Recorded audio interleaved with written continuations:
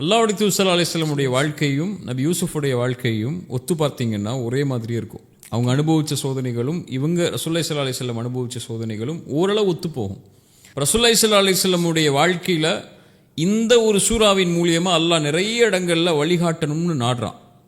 இது நான் இப்போ சொல்லக்கூடிய ரசூலுல்லாஹி ஸல்லல்லாஹு அலைஹி வஸல்லமுடைய ஆரம்ப காலத்தில் இருந்து ரசூலுல்லாஹ்வுடைய மரணம் வரைக்கும் அல்லாஹ்வுடைய தூதர் இந்த வரலாற்றிலிருந்து எப்படி பாடம் எடுத்தாங்கிறது நம்ம போக போக பேசும்போது நமக்கு புரிய வரும். ரசூலுல்லாஹி ஸல்லல்லாஹு அலைஹி வஸல்லமுடைய வாழ்க்கையில் மிக முக்கியமான காலகட்டம் மக்காவுடைய ஆரம்ப காலம். ரசூலுல்லாஹி ஸல்லல்லாஹு அலைஹி வஸல்லம் அவங்கள நபித்துவத்துக்கு முன்னாடி மக்காவாசிகள் அல் அமீன் அஸ்ஸாதிக்னு சொன்னாங்க, உண்மையாளர் நேர்மையாளர்னு சொன்னாங்க. அவங்கள அரவணைச்சு கொண்டாங்க. தங்களுக்கு வரக்கூடிய பிரச்சனைகளில் கூட தீர்ப்பு சொல்றதுக்கு நபித்துவத்துக்கு முன்னாடி இருந்த முஹம்மது ஸல்லல்லாஹு அலைஹி வஸல்லம் காபாவுடைய கல்லை எடுத்து வைக்கிறதுக்கு குறைஷிகள் அல்லாஹ்வுடைய தூதரை தான் தேர்ந்தெடுத்தாங்க. வரக்கா இப்னு நௌஃபல்கிட்ட போய் அல்லாஹ்வுடைய தூதர் நபித்துவத்தை எடுத்து வைக்கும்போது, நபித்துவத்தை பற்றி அவங்க செவிமடுக்கும் போது வரக்கா இப்னு நௌஃபல் சொன்ன ஒரு வார்த்தையை ரசூலுல்லாஹி ஸல்லல்லாஹு அலைஹி வஸல்லம் நம்பலை. வரக்கா இப்னு நௌஃபல் சொன்னாங்க, எந்த சமூகம் உங்களை அரவணைக்குதோ அதே சமூகம் உங்களை விரட்டும்னாங்க. அது ரசூலுல்லாஹி ஸல்லல்லாஹு அலைஹி வஸல்லம் ஏற்றுக்கொள்ள முடியல. எப்படி என் மக்கள், என் மக்காவாசிகள், என் குறைஷிகள், என் குடும்பத்தார்கள் எப்படி என்னை விரட்டுவாங்கன்னு நினைச்சாங்க. அல்லாஹ்வுடைய தூதர் நபித்துவத்தை எடுத்து வைக்க ஆரம்பித்த உடனேயே அபூலஹப் என்ன சொன்னா, நபியே நீ நாசமாவீராக, முஹம்மதே நாசமாவீராக. அல்லாஹ் வசனம் இருக்கணும், தப்பத் யதா அபி லஹபி வதப். அபூலஹபுடைய அந்த வார்த்தைக்கு அப்புறம் ரசூலுல்லாஹி ஸல்லல்லாஹு அலைஹி வஸல்லம் அவங்க அதை ஏற்றுக்கொள்ள முடியல. அவங்களால தன் குடும்பத்தார் தன்னை சபிக்கிறாங்க. ரசூலுல்லாஹி ஸல்லல்லாஹு அலைஹி வஸல்லமுடைய வாழ்க்கையில் 2 ஆண்டுகள் ஏற்படுது. மக்காவுடைய காலத்தில் 2 ஆண்டுகள் ரசூலுல்லாவையும் அவங்களோட இஸ்லாமை ஏற்றுக்கொண்ட எல்லாரையும் ஒதுக்கி வச்சுறாங்க மக்காவாசிகள். நீங்கள் ஒதுங்கி போயிருங்கன்னு சொல்லி, உங்களுக்கும் இடையில வியாபார தொடர்போ, வணிக தொடர்போ, உணவு தொடர்போ, திருமண தொடர்போ எதுவுமே கிடையாது. சஹாபாக்கள் சொல்றாங்க அந்த 2 ஆண்டுகளை பற்றி, அபூ தாலிபுடைய பள்ளத்தாக்கில் இருந்த 2 ஆண்டுகளை பற்றி, எங்களுடைய குழந்தைகளுக்கு பால் கொடுக்கறதுக்கு எங்களுடைய பெண்களுடைய மார்பில் பால் சுரக்காது. குழந்தைகள் அழகக்கூடிய சப்தத்தோடு தான் நாங்கள் இரவுடைய தூக்கத்தை எடுத்துக்கொள்வோம். ஆட்டின் புழுக்கைகளை சாப்பிட்டு நாங்கள் இலைத்தலைகளை சாப்பிட்டு எங்களுடைய வயிற்றை ஆட்டி கொண்டோம். அவ்வளவு கொடுமையான நிகழ்வுகளை 2 ஆண்டுகள் ரசூலுல்லாஹி ஸல்லல்லாஹு அலைஹி வஸல்லம் சந்திச்சாங்க. அது மட்டுமல்ல, அல்லாஹ்வுடைய தூதரை நபித்துவத்துக்கு முன்னாடியும் நபித்துவத்திற்கு பிறகும் செல்வத்தாலையும் உடலாலையும் தன்னுடைய வாழ்க்கையாலையும் அரவணைச்சு கொண்டவங்க யார்? ஹதீஜா ரலியல்லாஹு அன்ஹா, அல்லாஹ்வுடைய தூதர் ஸல்லல்லாஹு அலைஹி வஸல்லம் உடைய மனைவி இல்லையா? நபித்துவத்துக்கு முன்னாடியும் அவங்க தான் அல்லாஹ்வுடைய தூதருக்கு உறுதுணையாக இருந்தாங்க. செல்வத்தாலையும் உடலாலையும் சரி, தன்னுடைய வாழ்வு முழுவதாலும் சரி. அதனால தான் ரசூலுல்லாஹி ஸல்லல்லாஹு அலைஹி வஸல்லம் எல்லா மனைவிமார்களும் ஹதீஜாவை பற்றி நினைவு கூறும்போது கொஞ்சம் இடைஞ்சல் கொடுக்கும்போது ரசூலுல்லாஹ் சொன்னாங்க, ஹதீஜாவோட யாரும் ஒத்து போக முடியாது உங்கள. அவங்களால அல்லாஹ் அவங்கள மூலியமாக தான் அல்லாஹ் செல்வத்தாலையும் உயிராலையும் என்னை அரவணைத்து கொண்ட அந்த பெண் மூலியமாக தான் அல்லாஹ் எனக்கு குழந்தைகளையும் ஏற்படுத்தினான்னு அவங்களுடைய பெருமையை பேசினாங்க. கடைசி காலத்தில் கூட அந்த ஹதீஜா ரலியல்லாஹு அன்ஹா அல்லாஹ்வுடைய தூதர் இஸ்லாமை எடுத்து வைக்கும்போது செல்வத்தால் ஒதுக்கி வைக்கப்படும் முழு செல்வத்தையும் அல்லாஹ்வுடைய தூதருக்கு கொடுத்தாங்க. தன்னுடைய முழு ஒத்துழைப்பையும் அல்லாஹ்வுடைய தூதர் ஸல்லல்லாஹு அலைஹி வஸல்லம் கொடுத்தாங்க. அவங்க தான் வரக்கா இப்னு நௌஃபல்ட்ட அழைச்சிட்டு போய் நபித்துவத்துடைய செய்திகளை சொல்லி, நபியே உங்களை அல்லாஹ் கைவிட மாட்டா அப்படின்னு சொல்லி ஆறுதல் சொன்னாங்க அல்லாஹ்வுடைய தூதருக்கு.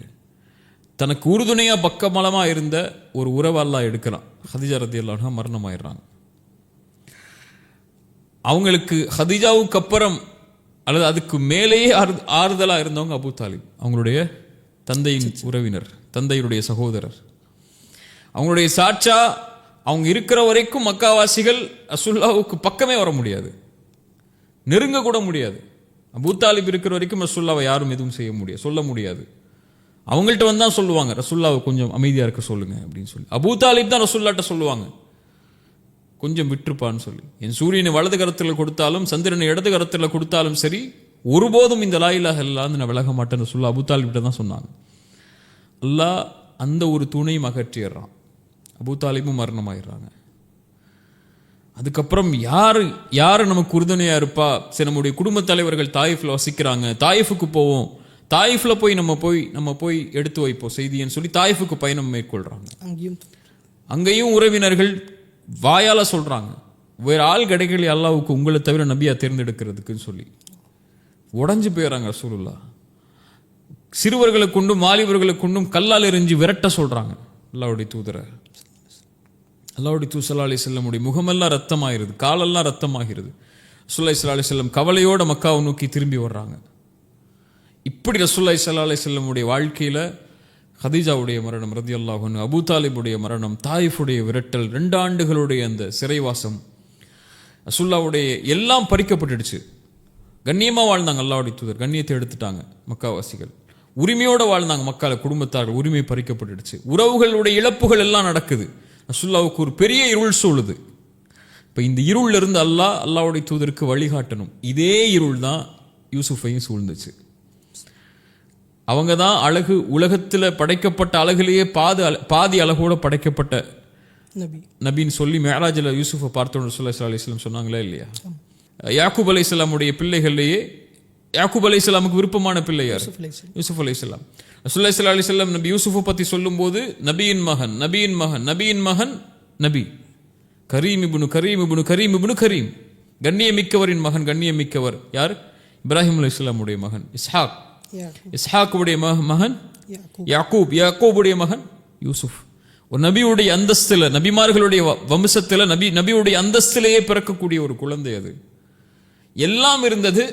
ஆனால் அவங்களுடைய சகோதரர்கள் திட்டம் தீட்டி அவங்கள விரட்டி ஒதுக்கி தந்தையை விட்டு பிரித்து ஒரு இருளில் கொண்டு போய் சேர்த்துறாங்க. அந்த கிணத்துல தூக்கி போட்டு வீசிடுறாங்க. அந்த வரலாறு நமக்கு தெரியும், அது போக போக பேசுவோம். இப்போ யூசுஃப் அலைஹிஸ்ஸலாம் எப்படி இருள் நின்னாங்களோ அதே மாதிரி அல்லாஹ்வுடைய தூதர் ஸல்லல்லாஹு அலைஹி வஸல்லமுடைய வாழ்க்கையிலையும் இருள் சூழுது. இப்போ அல்லாஹ் நபி யூசுஃபின் வரலாற்றின் மூலியமா நபிக்கு அந்த இருளிலிருந்து வெளிவருவதற்குரிய பாடங்களை கொடுக்க ஆரம்பிக்கிறான். நபி யூசுஃப் எப்படி கடந்தார்னு பாருங்க நபியே. இந்த வரலாற்றின் மூலியமா நீங்களும் பாடம் படித்து நபி யூசுஃப் எந்த நோக்கத்தின் நோக்கி போனாரோ அதே நோக்கத்தை நோக்கி தான் நீங்களும் போக போறீங்க. அதனால தயாராகுங்கன்னு அல்லாஹ் நபிக்கு வழிகாட்டுவதற்காக அந்த கவலையின் ஆண்டுகளில் இறக்கப்பட்ட சூறா தான் நபி யூசுஃப் அலைஹிஸ்ஸலாமுடைய சூறா.